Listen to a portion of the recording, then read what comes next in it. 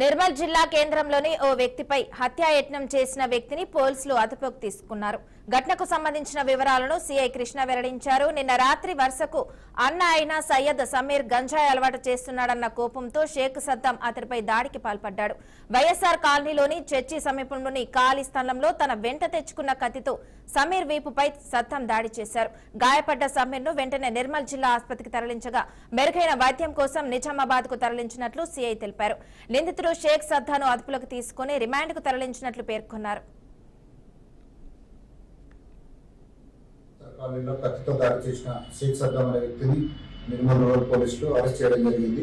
వివరాల ప్రకారం విక్టిమ్ షేక్ సమీర్ అనే వ్యక్తి ఈ సద్దాం వల్ల అక్యూజ్డ్ సద్దాం వల్ల మూడో అన్నయ్యకు గంజా తాగి పెడుతున్నాడనే ఒక ఉద్దేశంతో అదే విషయాన్ని వాళ్ళ రెండో అన్నయ్యకు రహీం అనే వ్యక్తికి తెలియజేయడం జరుగుతుంది.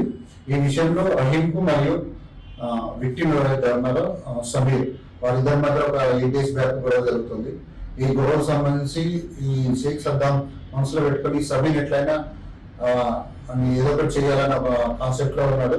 అదే విషయాన్ని మనసులో పెట్టుకొని నిన్న ఈ షేక్ సమీర్ వైఎస్ఆర్ కాలనీలో చర్చి దగ్గర ఉన్నాడని చెప్పి తెలుసుకొని నిన్న 15వ తారీఖు రోజు రాత్రి 8 గంటల టైంలో ఇదే వాడిని ఏదో ఒకటి చేయాలని అదునుగా చూసుకొని తన ఆటోలో చర్చి దగ్గరికి వెళ్ళి అతను అక్కడ ఉన్న సమయంలో అతన్ని చంపాలన్న ఉద్దేశంతో తన వెంట తీసుకొచ్చుకున్న ముందే ప్లాన్ ప్రకారం కత్తి ఉంటుంది. ఆ కత్తి ఇదే కత్తి తీసుకొని అతన్ని వెనుక నుంచి పొడిచి అక్కడ నుంచి పారిపోవడం జరుగుతుంది.